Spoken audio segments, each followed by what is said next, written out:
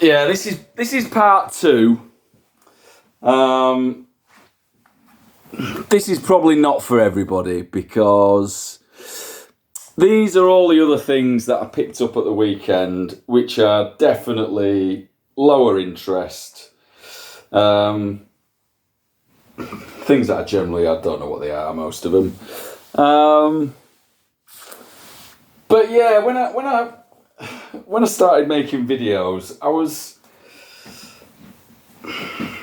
was not motivated by comments or subscribers or likes or anything like that. But what I've found is that I am quite motivated by that, and occasionally I'll get some nice comments, and it is quite rewarding, really. And I wasn't expecting that. So anyway, one person said they'd be interested in seeing these records. So here we go.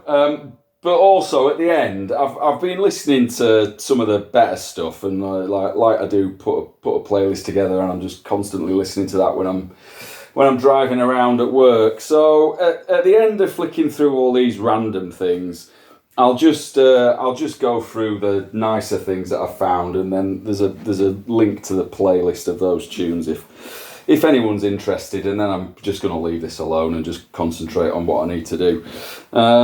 But yeah, I think a lot of what's here probably I won't end up keeping, but you never know, do you? So I mean, I'll literally just flick through them. I'm not gonna know anything about the majority. So that was the only 12-inch single, actually.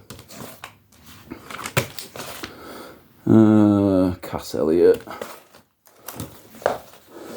White Lightning. I think that must be like a bluegrass thing or something, looking at those two. Yeah, this looks promising. So that might be alright. This looks very promising, actually. Hardly any copies of this. Produced by Brian Daly of Postman Pat fame.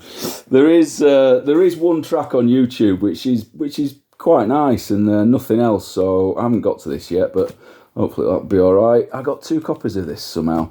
I have listened to this. I quite like this on the sleeve. P.S. For the best listening results, there are 3 requirements: a good record player, this record, and a quiet place.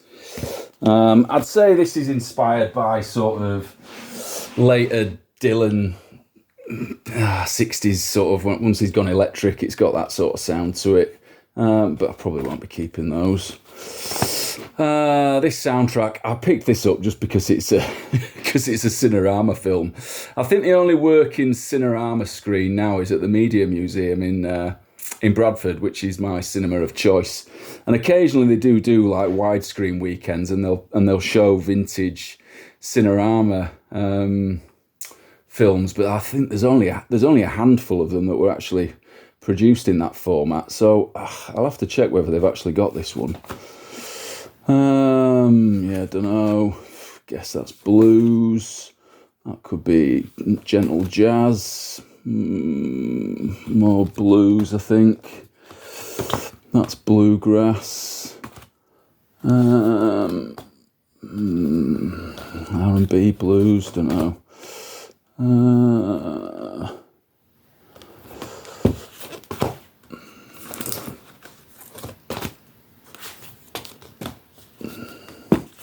Kicking myself a little bit about this one, because this is like an original pressing, I think, on that label, but the sleeve's absolutely knackered. But I did find another copy of this, which I then rejected because the record was trashed, but actually the sleeve was probably nicer.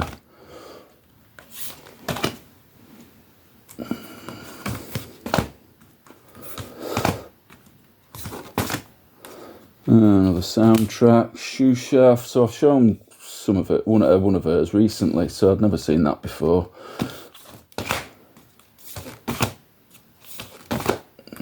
I think that's more bluegrass or blues or something.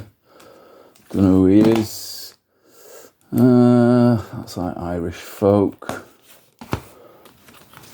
That could be 70s prog. I mean, this looks interesting, but it's going to be terrible. Actually, I've listened to a couple. It's this, it's this woman here doing Beatles versions. Yeah, full-on operatic style. I don't know. That looks potentially promising.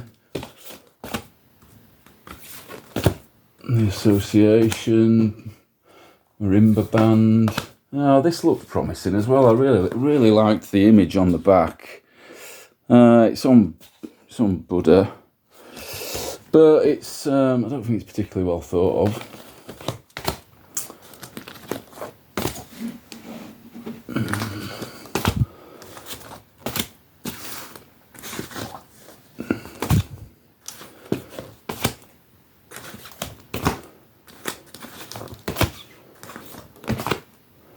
I think I was hoping that was going to be like a belly dance style record, but I think it's doubtful. Another soundtrack. I don't know about that. Patti LaBelle. I mean, that looked good, but I don't think it is. I'm not sure. Oh, maybe. Don't know. Vocal harmony, probably. Yeah, so that's those ones. Yeah, I got a few Cher records just because they were there, really, and I've never listened to Cher. And there might be some all right stuff. I don't think I've read it. This was priced at £35 at one time. The Discogs median on this is like less than £3. It's a double LP, so that was expensive. Sonny and Cher. Yeah, I got loads of folk things. Doubtful many of them will be for me, but I know Robin on Todmorden Market. He's always happy if I bring him things like this to trade in. So, yeah. I mean, anything that features pipes is not usually for me. Got two of these. Got this one because it's got John Raven, who I do like. He's sort of folk artist from the 70s, from the Midlands. But I think this is more like a variety thing, so probably not that great. Yeah, he's playing steel guitar. Another folk thing. Transatlantic. Yeah, these comps are good. I mean, I don't know if you can see there. This has got Keith Christmas, Shirley Collins, Spyro Gyra, Sheila MacDonald. These are for nothing really, and it's pretty. I think they probably go for like a £5, and certainly worth that. I don't know. That might be all right. Rosie Hardman. I think I've had that before. I wasn't that keen. That's some sort of regional folk thing that they've signed, but I always like to give them a go. I think he's playing concertina, so that's probably a no. Sarah on steel. Yeah, so she's playing steel guitar. I think this is on Sarah Records, but not that Sarah Records. I think that's another Midlands. Oh yeah, so that's on that Broadside label. I think that might be John Raven's label, or maybe his brother. I've got some other things on that label. Yeah, I like the look of this. Cyril Tawney. Import, so he's doing sea shanties and things like that. Featuring the Yetis. Again, doubtful that's for me, but I think Robin will be happy with that. Robin will certainly be happy with this, given that Todmorden's on the canal. Straight from the tunnel's mouth. Songs of the Inland Waterways. Yeah, so that'd be interesting to hear. We're getting towards the end. I think that's the last of the folk ones. Yeah, not sure. played that one, sort of singer-songwriter style, wasn't that into it really. I think it's that prog thing. Mina, I think that's like Italian pop. Had loads of views on YouTube, but not that great. Don't know what that is. Jimmy Webb. I think that's just spoken word. Kenny Young, some sort of percussion thing, you never know. Blues, the Halifax 3. I think I just got that because it says Halifax. So yeah, that's it for the rest of the random ones.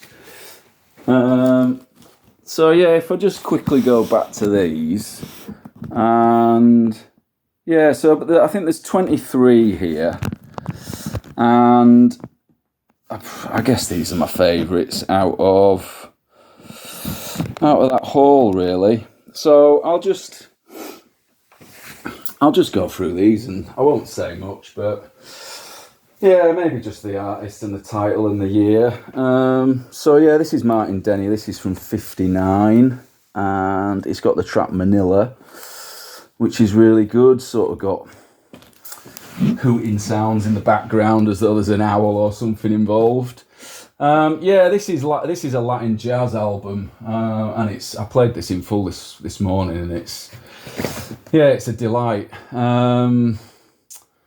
So it's just guitar and piano. I think this is a 65 pressing, originally out in 64.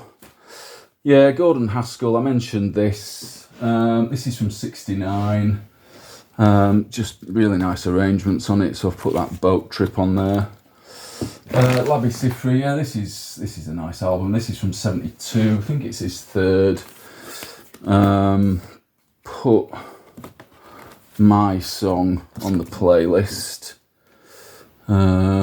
which is very familiar.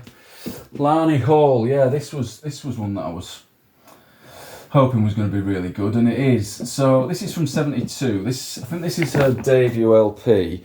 She was married to Herb Alpert, and she was previously in Sergio Mendes' Brazil 66 band, so I think she did vocals in that. So there's loads of covers on here. I think there's one of her own. This first track, Love Song, is amazing, and that's like a cover of the Leslie Duncan track, which is on her debut LP.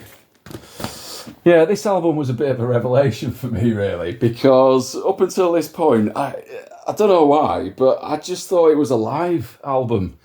And of course it's not. It's 100% studio LP, and yeah, it's brilliant.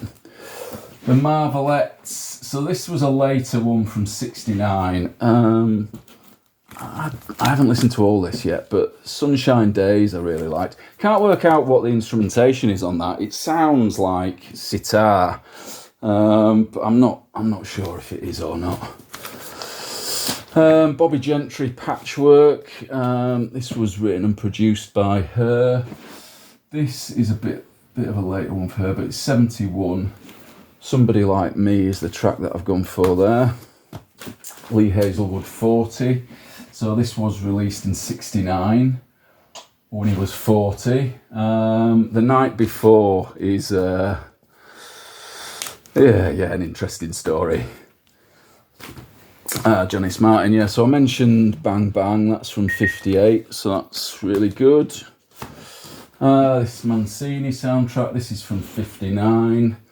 The theme tune is very familiar and excellent. This is from 78. So yeah, Brian Bennett was drummer in the Shadows and then did all sorts of other things, and yeah, I think I was looking on his Discogs and he's got 1,227 credits. So that must be 1,227 releases that he's accredited somewhere, which is quite impressive. I think Pendulum Force is the one that I've put on there. Yeah, Johnny Harris is another one actually. So Johnny Harris He's got 910 credits. So yeah, sort of, worked with all sorts of people. It's got the original version of Light My Fire that Shirley Bassey was really keen on, and then added vocals basically.